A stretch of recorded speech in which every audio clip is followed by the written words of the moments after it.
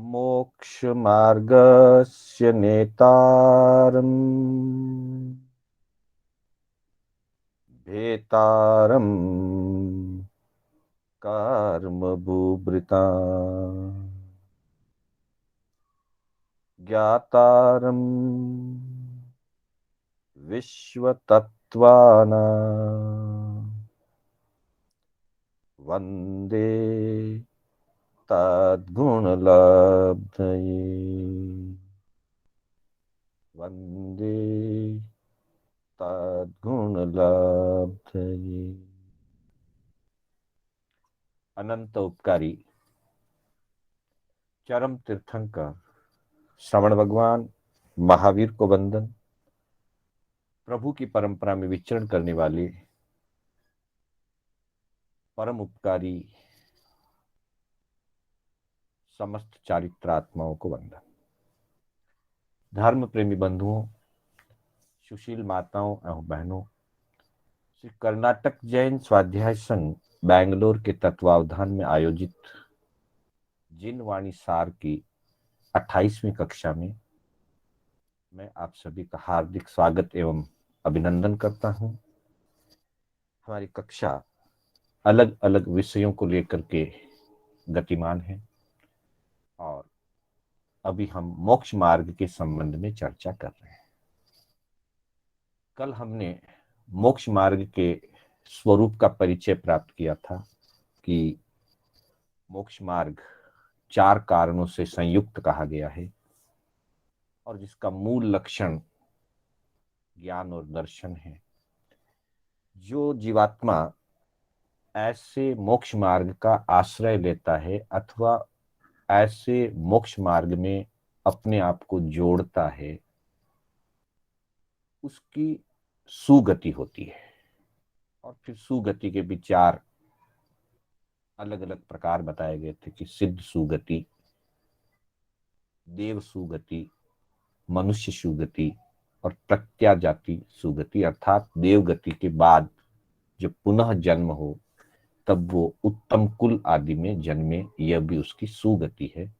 तो ऐसी सुगतिवादी जो धर्म आराधना है, उसका जो प्रथम चरण है वो ज्ञान दर्शन है। आज हम इसकी चर्चा करने जा रहे हैं कि प्रथम चरण, मोक्ष मार्ग का प्रथम चरण जो है वो ज्ञान एवं दर्शन है। तो इसके लिए योग शास्त्र के प्रथम प्रकाश के 2 श्लोक हमने आज चयन किए हैं। 16वां और 17वां श्लोक है यह, जिसमें कहा गया है यथावस्थित तत्वानां संक्षेपाद विस्तरेण च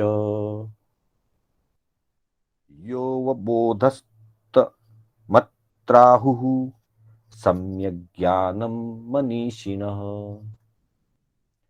रुचिर्जिनोक्त तत्वेषु सम्यक् श्रद्धानमुच्यते जायते तन्निसर्गेण गुरोरधिगमेन वा। इन 2 श्लोकों में सम्यक ज्ञान और सम्यक दर्शन का बिल्कुल प्रारंभिक और संक्षिप्त स्वरूप इसमें समझाया गया है। विस्तार हम जितना चाहें कर सकते हैं।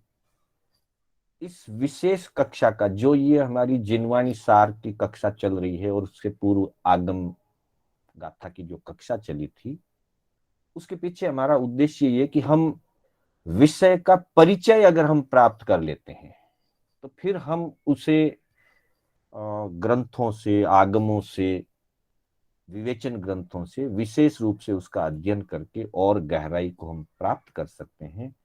तो प्रस्तुत में हम संक्षिप्त परिचय के रूप में इस बात की चर्चा कर रहे हैं। तो पहली जो गाथा है, 16वां जो श्लोक है, उसमें सम्यक ज्ञान का परिचय दिया गया है और 17वें श्लोक के अंदर सम्यक दर्शन का परिचय दिया गया है।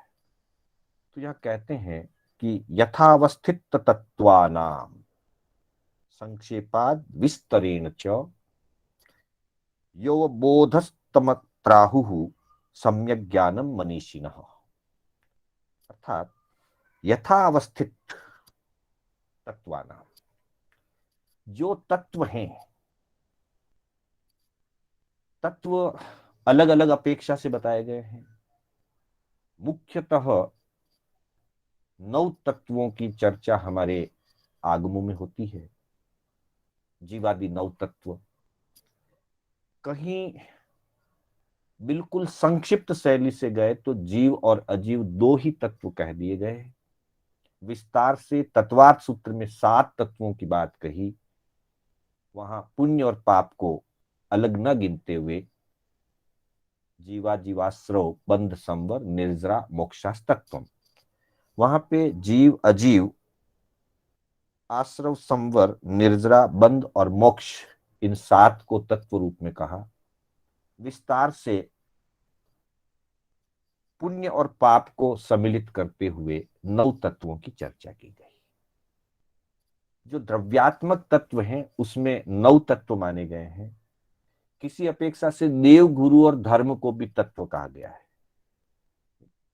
हमारे मुनिगण फरमाते हैं कि देव गुरु धर्म तत्व 3 ये महान है, इन्हें पहचाने वह सच्चा बुद्धिमान है। तो उस अपेक्षा से देव गुरु और धर्म को भी तत्व कहा गया है। किसी अपेक्षा से ज्ञान दर्शन चारित्र को भी तत्व कहा गया है।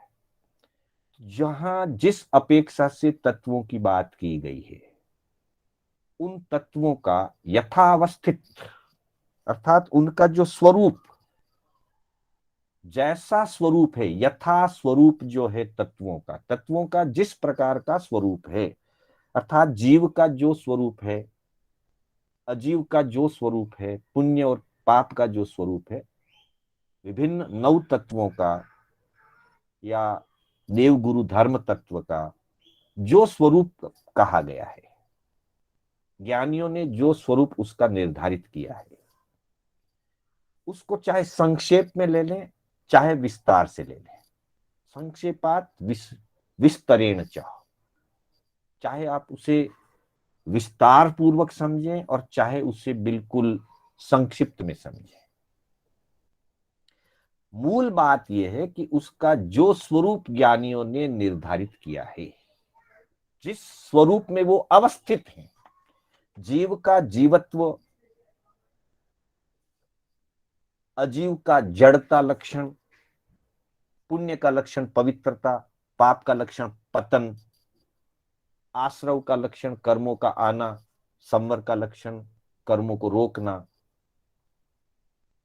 निर्जरा का लक्षण कर्मों को निकालना, बंध का लक्षण कर्मों को आत्मा के साथ जोड़ना, चिपका देना, और मोक्ष का लक्षण कर्मों से मुक्त हो जाना। यह बिल्कुल संक्षिप्त लक्षण है। इसका विस्तार जितना चाहे किया जा सकता है। इस तरह से जो उनका यथा स्वरूप है, उस यथा स्वरूप का वैसा ही अवबोध होना, वैसा ही समझना, जैसा तत्व का स्वरूप बताया गया है, वैसे ही स्वरूप को समझना, अपनी बुद्धि से स्वीकार करना, उसका जानपना प्राप्त करना, उसी को मनीषिणः सम्यक ज्ञानम आहु। मनीषियों ने उसे सम्यक ज्ञान कहा है। अर्थात सम्यक ज्ञान जानपने से संबंधित है और सम्यक दर्शन जो है वो तत्व रुचि और श्रद्धा से संबंधित है। दर्शन का संबंध श्रद्धा से है, ज्ञान का संबंध जानपने से है। जानना ज्ञान है और उस पर सही श्रद्धा होना दर्शन है। तो पहले ज्ञान की बात कही कि यह अवबोध अत्र आहु सम्यक ज्ञानम मनीषिणः। तीर्थंकर भगवंतों ने, ज्ञानियों ने तत्व के स्वरूप को जानना, जैसा है उस रूप में जानना, उसको सम्यक ज्ञान कहा। फिर अगली गाथा में अगर हम उसका अर्थ देखें तो कहा है कि रुचिर जिनोक्त तत्वेषु, रुचि होना किसके प्रति? जिनोक्त तत्वेषु। जिनेश्वर भगवंतों ने, तीर्थंकर भगवंतों ने जिन तत्वों का प्रज्ञापन किया है, जिन तत्वों की परूपणा जिनेश्वर भगवंतों ने की है और जिनको हमने अपने जानपने से जाना है, ज्ञान के माध्यम से जिसको हमने जाना है और जिसका कथन जिनेश्वर भगवंतों ने किया है, ऐसे जिनेश्वर भगवंतों के द्वारा परूपित किए गए जो तत्व हैं, उन तत्वों के प्रति जो रुचि होनी चाहिए, उस रुचि पूर्वक उनकी जो श्रद्धा होती है, रुचि पूर्वक उनका जो विश्वास हमारे अंदर में, हमारे अंतर में जो प्रतीति जागृत होती है, विश्वास जगता है, रुचि जगती है और रुचि पूर्वक हम उस पर विश्वास या श्रद्धा करते हैं, उसे सम्यक दर्शन कहते हैं। उस श्रद्धा को, रुचि पूर्वक की गई श्रद्धा को सम्यक दर्शन कहते हैं। तात्पर्य यह है कि सबसे पहले जो कोई साधक धर्म आराधना के क्षेत्र में आगे बढ़ना चाहता है, मोक्ष मार्ग में अपने कदम बढ़ाना चाहता है, तो उसे नव तत्वों का ज्ञान प्राप्त करना चाहिए। हम अरिहंतो महादेव का पाठ बोलते हैं या सम्यक्त्व के 67 बोल को जब हम पढ़ते हैं, सीखते हैं, तो सम्यक्त्व के 67 बोल में जो पहला ही बोल है श्रद्धान का, उसमें यही बात बताई गई है कि नव तत्वों का ज्ञान प्राप्त करें। 4 जो बोल दिए श्रद्धान के, पहले बोले श्रद्धान 4, उसमें पहला ही बोल अगर हम देखते हैं तो आता है कि नव तत्वों का ज्ञान प्राप्त करें। और अरिहंतो महादेव में अगर हम पढ़ते तो हम बोलते हैं परमत्थ संथ, वो परमार्थ का परिचय करें। परमार्थ क्या है तो बता दिया कि नव तत्व ही परमार्थ है। नव तत्व मोक्ष मार्ग के लिए परमार्थ है और उनका ज्ञान प्राप्त करना सम्यक ज्ञान है और उन पर रुचि पूर्वक श्रद्धा करना सम्यक दर्शन है। तो नव तत्व का ज्ञान प्राप्त करना, उनके प्रति रुचि रखना, वहीं से जीव का मोक्ष मार्ग में कदम रखा जाएगा। जब तक तत्वों का परिचय नहीं है, तत्व के स्वरूप को हम जानते नहीं हैं, तो हमारे में मोक्ष की अभिलाषा नहीं जग सकती। जब हम नव तत्व के परिचय को पढ़ते हैं, नव तत्व के स्वरूप को जानते हैं, समझते हैं, तो हमें मोक्ष का स्वरूप भी पता चलता है और संसार का स्वरूप भी पता चलता है। मोक्ष का स्वरूप पता चलने पर कि मोक्ष अनंत सुखों का भंडार है, मोक्ष में जन्म जरा मरण दुख रोग शोक भय, ये सभी जो दुखदायी अवस्थाएं हैं, पीड़ाकारी अवस्थाएं हैं, वे मोक्ष में नहीं है। ऐसा श्रद्धान होने पर ही, और श्रद्धान तब होगा जब जानकारी होगी, बिना जानकारी के श्रद्धान नहीं हो सकता। पहले जानकारी होती है, जानकारी के बाद उस पर श्रद्धा बनती है। श्रद्धा बनने पर वह जो जानकारी थी वो जानकारी सम्यक ज्ञान बन जाता है। सामान्य रूप से जानकारी जस्ट एक इंफॉर्मेशन है, एक नॉलेज गेन जिसको हम कह सकते हैं, वो हो सकता है। फिर उसके ऊपर जब श्रद्धा होती है तो वह ज्ञान सम्यक ज्ञान बन जाता है, और फिर दर्शन सम्यक दर्शन बन जाता है। या यूं कहें कि सम्यक दर्शन के प्रकट होते ही जितनी भी हमारी जानकारी है वो सारा ज्ञान सम्यक ज्ञान बन जाता है। तो पहले जानकारी, जानकारी के बाद उस स्वरूप की श्रद्धा, श्रद्धा होने पर सम्यक दर्शन और सम्यक ज्ञान, ये दोनों सहचर हैं। जब दर्शन सम्यक होगा तो ज्ञान सम्यक होगा, और दर्शन अगर मिथ्या है, श्रद्धा हमारी सम्यक नहीं है, तो ज्ञान हमने चाहे कितना भी सीखा, कितने भी शास्त्र रट लिए, कितने भी थोकड़े याद कर लिए, कितने भी आगम पढ़ लिए, वो सारा जानपना हमारा मिथ्या ज्ञान ही रहेगा। सम्यक दर्शन के अभाव में सारा जानपना मिथ्या ज्ञान या अज्ञान हो जाता है। इसलिए मति ज्ञान और सुत ज्ञान भी है, और मति ज्ञान और सुत अज्ञान भी है। मति और सुत दोनों ज्ञान रूप भी होते हैं, अज्ञान रूप भी होते हैं। अवधि ज्ञान भी ज्ञान रूप भी होता है और अज्ञान रूप भी होता है, जिसे विभंग ज्ञान कहते हैं, और उन दोनों में अंतर जो है वो सम्यक दर्शन का है।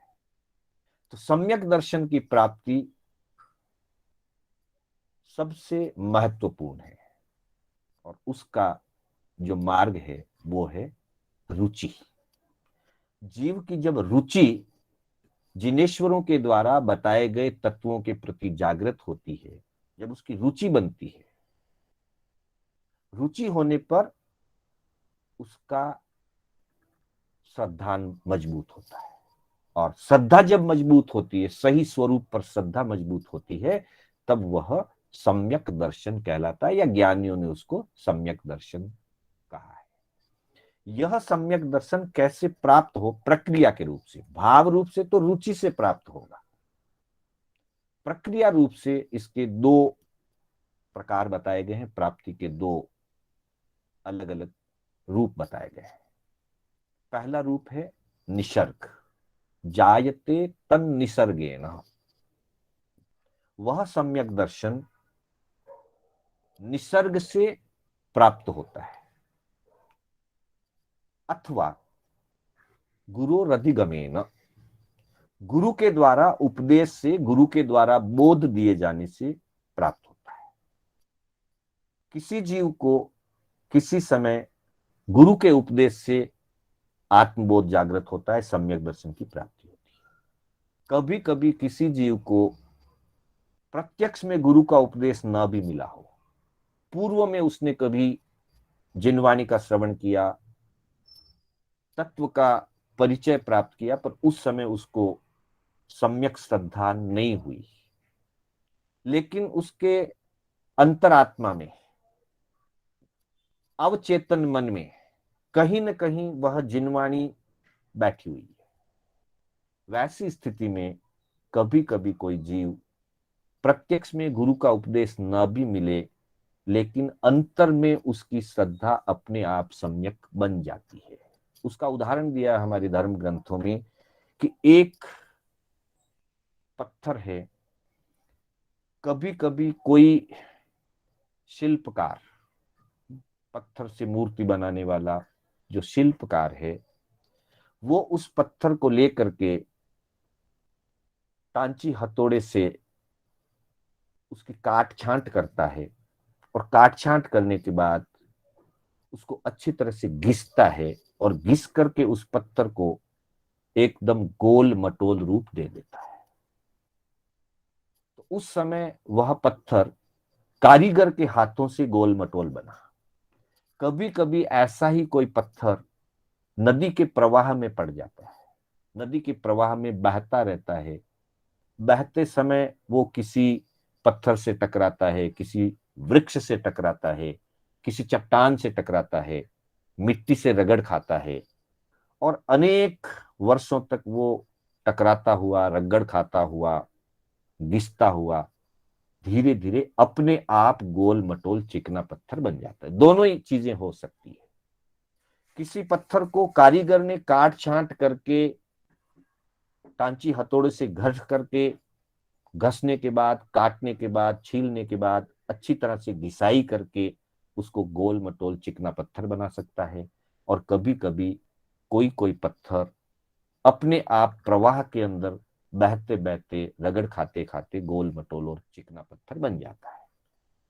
ठीक वैसे ही, ये एक उदाहरण है समझने के लिए, ठीक वैसे ही कुछ आत्माओं को गुरु के उपदेश से, गुरु के द्वारा उसके दोष और गुणों की समीक्षा करके, दोषों को निकालकर गुणों को प्राप्त करवा कर बोध दे करके सम्यक दर्शन प्राप्त कराया जाता है, सच्ची श्रद्धा जगाई जाती है, तो उसको अधिगमज सम्यक दर्शन कहते हैं। गुरु उपदेश से, गुरु के द्वारा बोध देने से उसे प्राप्त। कोई कोई जीव इस संसार में परिभ्रमण करते करते पहले कई बार जिनवाणी का श्रवण किया होगा, वर्तमान में जिनवाणी के श्रवण का अवसर उसे नहीं मिला, परंतु संसार परिभ्रमण करते करते उसके कर्म कटते जाते हैं और अंतर में उसके कर्मों के कटने से मिथ्यात्व मोहनीय का क्षय उपशम या क्षयोपशम हो जाता है। मूलतः सम्यक दर्शन की प्राप्ति अनंतानुबंधी क्रोध, मान, माया और लोभ के त्याग से होती है। मिथ्यात्व मोहनीय, मिश्र मोहनीय और सम्यक मोहनीय, ये जो 7 प्रकृतियां हैं जिनको दर्शन सप्तक भी कहा जाता है, अनंतानुबंधी क्रोध, मान, माया और लोभ, और साथ ही मिथ्यात्व मोहनीय, मिश्र मोहनीय और सम्यक्त्व मोहनीय, इन 7 प्रकृतियों के क्षय होने से अथवा इन 7 प्रकृतियों के उपशम होने से अथवा इन 7 प्रकृतियों के क्षयोपशम होने से जीव को सम्यक दर्शन प्रकट होता है। उस क्षय उपशम या क्षयोपशम की जो प्रक्रिया है, उस प्रक्रिया में अगर गुरु का उपदेश प्रत्यक्ष निमित्त बनता है तो उसे अधिगम से प्राप्त हुआ सम्यक दर्शन कहा जाता है।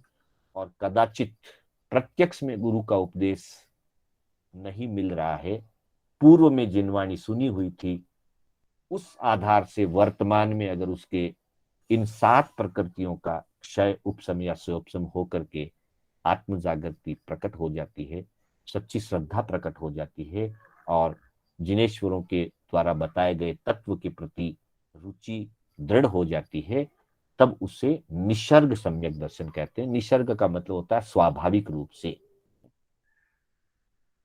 प्राकृतिक रूप से या स्वाभाविक रूप से सहज ही जिसे प्राप्त हो जाए वो निसर्गज सम्यक दर्शन कहलाता है। और गुरु उपदेश के द्वारा, गुरु के द्वारा घड़ करके तैयार किया जाए तो वो अधिगमित सम्यक दर्शन कहलाता है।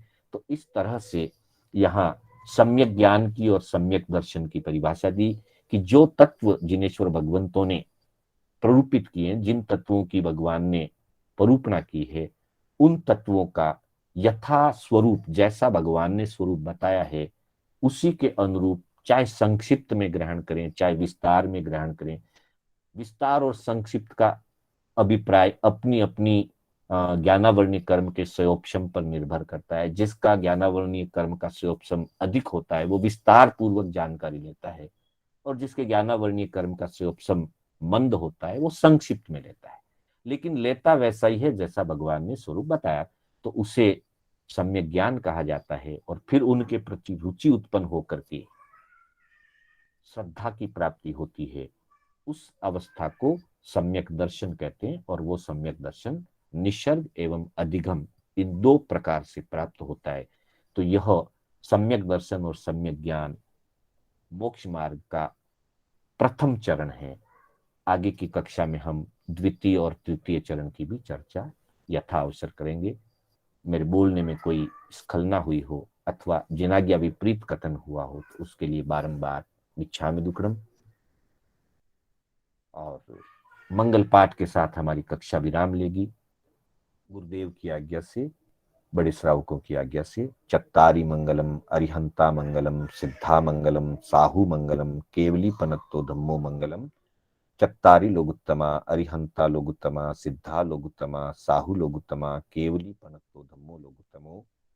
चत्तारि शरणं पवज्जामि, अरिहन्ते शरणं पवज्जामि, सिद्धे शरणं पवज्जामि, साहू शरणं पवज्जामि, केवली पनत्तम धम्मम शरणं पवज्जामि। अरिहंतों का शरणा, सिद्धों का शरणा, साधु जी का शरणा, केवली परुपित दया धर्म का शरणा। 4 शरणा दुर्गति हरना, और न शरणा कोई, जो भव्य प्राणी आदरे तो अक्षय अमर पद हो। श्रवण भगवान महावीर स्वामी की जय। समस्त चारित्र आत्माओं की जय। सभी से सादर जय जिनेन्द्र। जय जिनेन्द्र। जय जय जिनेन्द्र। जिनेन्द्र सर। जय जिनेन्द्र मास्टर जी।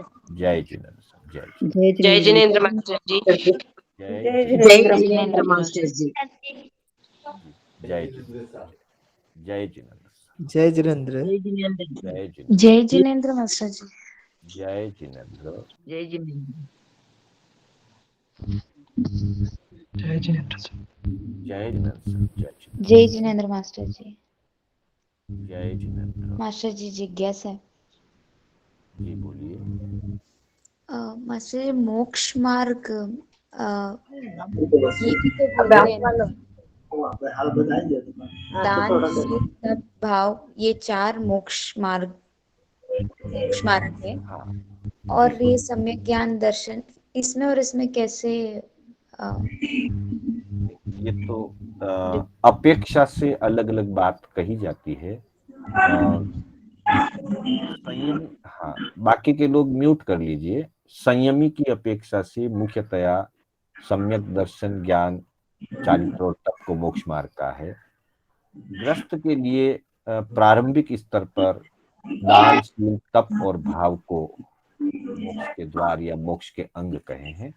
दोनों ही मोक्ष के ही अंग हैं, पर मुख्यता से सम्यक दर्शन ज्ञान चारित्र और तप को मोक्ष मार्ग का। उन चार को धर्म द्वार कहते हैं। वैसे दान शील तप और भाव को चत्तारी धम्म दारा पणत्ता, चार प्रकार के धर्म के द्वार हैं वो, दान शील तप और भाव। जहाँ दान शील तप भाव होता है वहां से ग्रस्त जीवन में उसकी शुरुआत होती है। वही जीव आगे चल करके ज्ञान दर्शन चारित्र की आराधना करता है। ओके मास्टर जी, धन्यवाद। मास्टर जी एक और क्वेश्चन। प्रत्येक बुद्ध और स्वयं संबुद्ध, उसमें क्या डिफरेंस होता है? तीन होते हैं, प्रत्येक बुद्ध, बुद्ध बोधित और स्वयं बुद्ध। जिसको किसी भी चीज के निमित्त की या उपदेश की जरूरत नहीं है वो स्वयं बुद्ध कहलाते हैं। मुख्य रूप से तीर्थंकर स्वयं बुद्ध होते हैं मुख्य दृष्टि से। और जिनको गुरु के उपदेश से वैराग्य आता है और फिर उनको केवल ज्ञान होकर के मोक्ष की प्राप्ति होती है तो वे बुद्ध बोधित कहलाते हैं। मतलब जिनको पहले से बोध प्राप्त हुआ है, ऐसे बोध प्राप्त गुरु के द्वारा या ज्ञानियों के द्वारा जिसे बोध प्राप्त हुआ वो बुद्ध बोधित कहलाते हैं। और सहज ही स्वयं से जो बोध प्राप्त करते हैं वो स्वयं बुद्ध कहलाते हैं। इन बिटवीन एक चीज और है, कभी कभी किसी को सहज स्वयं से भी प्राप्त नहीं हुआ और गुरु का उपदेश भी नहीं मिला, लेकिन कोई घटना विशेष हो गई, उस घटना के माध्यम से जिनको वैराग्य जागृत होता है। जैसे चार प्रत्येक बुद्ध की बात आती है कि भाई एक को पेड़ का रूप देख करके, एक को चूड़ियों की आवाज सुन करके, एक को एक बेल की दुर्दशा देख करके, अलग अलग, एक को कीर्ति स्तंभ की दुर्दशा देख करके एक घटना विशेष हुई और उस घटना के निमित्त उनका चिंतन चला और फिर चिंतन करते करते उनको वैराग्य की प्राप्ति हुई। तो वो एक विशेष घटना से उनको प्रत्येक, मतलब निमित्त, एक किसी विशेष घटना निमित्त के द्वारा जो बोध प्राप्त होता है उसको प्रत्येक बुद्ध कहते हैं। मतलब प्रत्येक बुद्ध भी एक प्रकार का स्वयं बुद्ध ही है। वो बुद्ध बोधित तो नहीं है, गुरु के द्वारा उपदेश उनको नहीं मिला, पर किसी को आत्मा से ही सहज बोध जागृत हो गया, किसी घटना की भी जरूरत नहीं पड़ी, तो उनको स्वयं बुद्ध कहते हैं। और घटना के निमित्त से उनके आत्मबोध जागृत हुआ तो उसको प्रत्येक बुद्ध कहते हैं। इसीलिए वो नमी पवज्जा में इनका आत्मा भी है। नमी पवज्जा में नमिराज को सह संबुद्धानम कहा, स्वयं से बोध प्राप्त हुआ। और उसी बात को आगे एक अध्ययन है जिसमें चार प्रत्येक बुद्ध की बात आती है, तो वहां पर नमी को प्रत्येक बुद्ध गिना है। मतलब प्रत्येक बुद्ध और स्वयं बुद्ध दोनों को गुरु के उपदेश की जरूरत नहीं है, दोनों में स्वयं ही बहुत जागृत होता है। अंतर इतना ही है कि एक को किसी घटना की जरूरत पड़ती है, अगर किसी घटना या दृश्य का निमित्त बनता है फिर वो जागृत होता है, तो उसको विशेष रूप से प्रत्येक बुद्ध कहते हैं। वैसे प्रत्येक बुद्ध भी स्वयं बुद्ध जैसे ही होते हैं। तीर्थंकरों के लिए किसी घटना की भी जरूरत नहीं, तो वो मुख्य रूप से स्वयं बुद्ध कहलाते हैं, और घटना वालों को मुख्य रूप से प्रत्येक बुद्ध कहा जाता है। तो सेंस स्वयं बुद्ध एक्चुअली वो जन्म से ही फिर मतलब उनमें सम्यक दर्शन होगा, इसीलिए, नहीं तो फिर वो जरूरी नहीं है, बाद में भी सम्यक दर्शन प्राप्त हो सकता है या जन्म से भी हो सकता है, दोनों ही अपेक्षाएं हो सकती है। वहां जो मुख्यता है स्वयं बुद्ध प्रत्येक बुद्ध, वो वैराग्य की अपेक्षा से है कि वैराग्य उनको कैसे प्राप्त हुआ।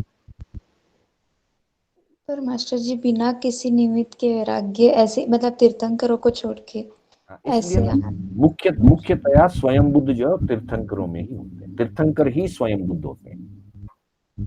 नमोत्थुन में बोलते हैं ना, स्वयं संबुद्धानम।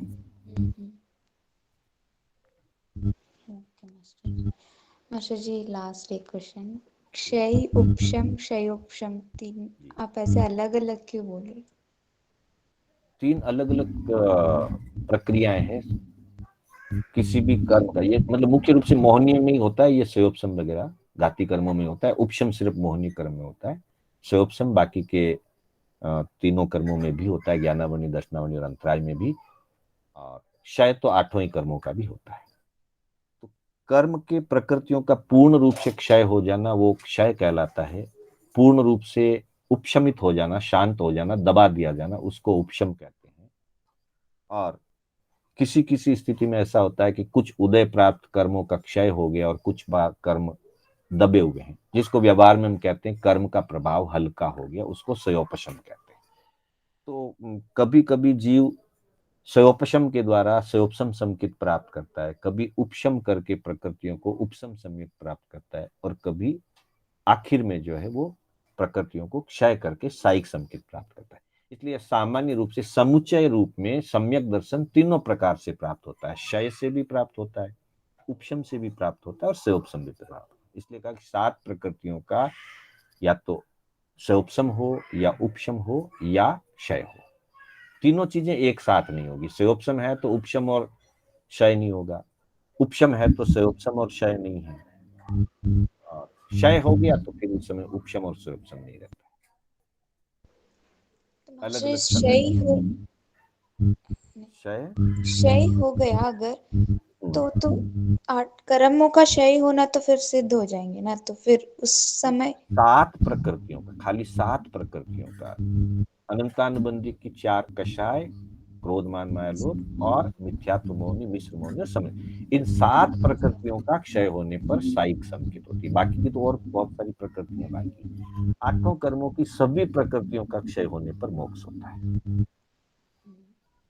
ओके, धन्यवाद जय जिनेंद्र। जय जिनेंद्र। इसको विस्तार से समझना है तो संकेत छपनी की जो पहले की क्लासेस हुई है उस क्लास को आप दोबारा सुनेंगे तो बहुत डिटेल। धन्यवाद। ओके, जय